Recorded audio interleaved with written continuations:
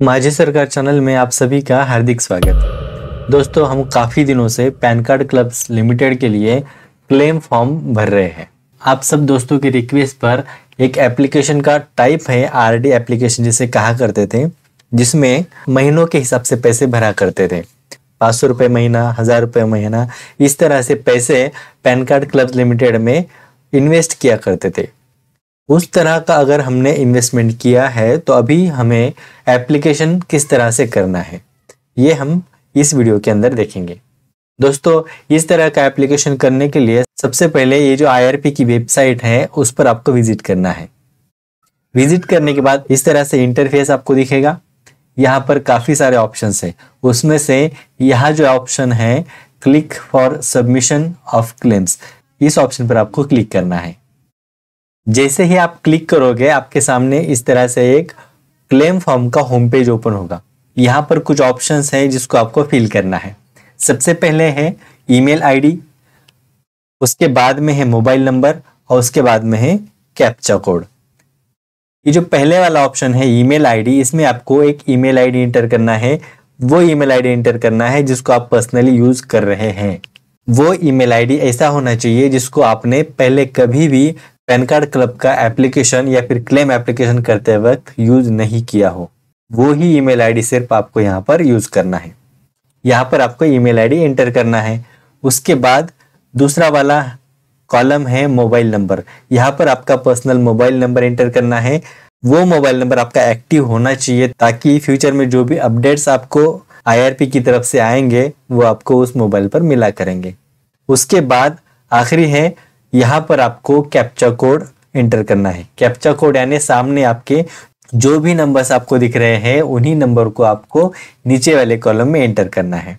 और वो number enter करने के बाद आपको नेक्स्ट बटन पर क्लिक करना है। जैसे ही आप नेक्स्ट बटन पर क्लिक करते हो ये आगे वाला पेज ओपन हो जाता है। काफी सारी इंफॉर्मेशन आपको यहाँ पर फिल करनी है। मैं आपको बारी बारी से जो भी इंफॉर्मेशन यहाँ पर फिल करनी है मैं आपको बताऊंगा। आपको बस इतना करना है, ये जो वीडियो है इसे पूरा देखना है ताकि आपसे कुछ भी गलती ना हो। काफी सारी इंफॉर्मेशन आपको यहाँ पर फिल करनी है। सबसे पहले आपको यहाँ पर आइडेंटिफिकेशन प्रूफ चूज करना है। आइडेंटिफिकेशन प्रूफ का जो कॉलम है उसमें सिलेक्ट बटन पर क्लिक करते ही 4 तरह के ऑप्शंस आपको यहाँ पर मिलते हैं। पहला है पैन, दूसरा आधार, पासपोर्ट और वोटर आईडी। इन चारों में से जो भी आइडेंटिफिकेशन प्रूफ आपके पास है उसी को आप चूज करेंगे। अगर मेरे पास आधार है तो मैं आधार चूज करूंगा, अगर मेरे पास पैन है तो पैन चूज करेंगे। जो भी आपके पास है उसे चूज करेंगे और उसके बाद यहाँ पर आइडेंटिफिकेशन प्रूफ नंबर, इसमें आपको वही वाला प्रूफ नंबर डालना है जो आपने पहले चूज किया था। अगर आपने आधार चूज किया है तो यहाँ पर आपको आधार नंबर ही डालना है।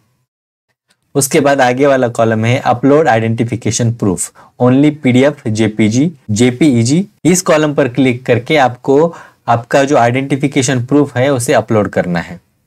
वो आइडेंटिफिकेशन प्रूफ आप अपलोड करेंगे जिसको आपने पहले चूज किया है और जिसका नंबर पहले आपने यहाँ पर फिल किया है। वही आइडेंटिफिकेशन प्रूफ आपको यहाँ से PDF या फिर JPG फॉर्मेट में सेव करके रखना है और फिर यहाँ से उसको अपलोड कर देना है। उसके बाद है फॉलियो नंबर। यहाँ पर आपको डालना है फॉलियो नंबर। आपका जो भी सर्टिफिकेट है, जो भी आपने पैन कार्ड क्लब्स में इन्वेस्टमेंट की थी उसके बदले आपको एक सर्टिफिकेट दिया जाता था। उस सर्टिफिकेट में ऊपर की तरफ एक फॉलियो नंबर लिखा होता था। वो फॉलियो नंबर आपको यहाँ पर डालना है। अगर एक फॉलियो नंबर है तो एक ही डालिए, अगर ज्यादा है तो कॉमा लिख के एक से ज्यादा भी फॉलियो नंबर यहाँ पर डाल सकते हैं। उसके बाद आगे है प्रिंसिपल अमाउंट। यहाँ पर आपको प्रिंसिपल अमाउंट एंटर करनी है। प्रिंसिपल अमाउंट वो अमाउंट है जिसको आपने पैन कार्ड क्लब्स में इन्वेस्ट किया था। इस वीडियो में हम सिर्फ RD, इस तरह की जो इन्वेस्टमेंट हुआ करती थी उसी के बारे में जानकारी देख रहे हैं। तो यहाँ पर जो प्रिंसिपल अमाउंट है यानी कि जितने भी इंस्टॉलमेंट आपने पैन कार्ड क्लब में इन्वेस्ट की थी उन सबको मिला के यहाँ पर आपको अमाउंट डालनी है। एग्जाम्पल के तौर पर अगर आप 500 रुपये महीना इन्वेस्टमेंट करते थे और आपने 10 महीनों तक इन्वेस्टमेंट किया है तो आपका जो भी बनता है वो मिला के यहाँ पर आपको डालना है। ये जो आरडी की स्कीम हुआ करती थी वो 36 मंथ यानी 36 महीने तक पैसे भरने वाली स्कीम हुआ करती थी। एग्जाम्पल के तौर पर अगर आप 500 रुपये पर महीना भर रहे थे तो 36 महीनों के बाद आपके 18,000 वहां पर पैन कार्ड क्लब में जमा हो जाते थे। तो यहाँ पर आपको 18,000 ही लिखना है। अगर आप 500 रुपये भर रहे थे और आपने सिर्फ 10 महीनों तक ही पैसे भरे हैं तो पैन कार्ड क्लब्स में आपके सिर्फ 5,000 रुपये ही जमा हो गए। इसका मतलब आपको प्रिंसिपल अमाउंट में सिर्फ 5,000 रुपये ही लिखना है। इसका मतलब क्या, जितना भी पैसा आपने पैन कार्ड क्लब्स में इन्वेस्ट किया था वो जोड़ के आपको यहाँ पर अमाउंट लिखनी है। उसके बाद है टोटल क्लेम अमाउंट। अगर ये जो स्कीम है आपने पूरे 36 महीनों तक पैसे भरे हैं और आप 500 रुपये महीना इन्वेस्टमेंट कर रहे थे तो टोटल क्लेम अमाउंट में आपको 24,000 रुपया लिखना है। यानी आपको 24,000 रुपये पैन कार्ड क्लब की तरफ से आपको मिलने वाले थे। यानी जो मिलने वाली रकम है वो आपको टोटल क्लेम अमाउंट में लिखनी है।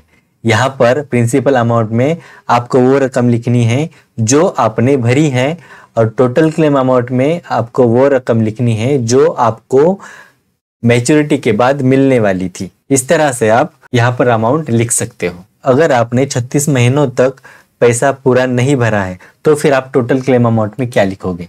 एग्जाम्पल के तौर पे अगर आपने 500 रुपया भरा है और वो 10 महीने तक भरा है, ठीक है, तो आपका जमा हो गया 5,000 रुपया, वो तो आपने लिख लिया प्रिंसिपल अमाउंट में।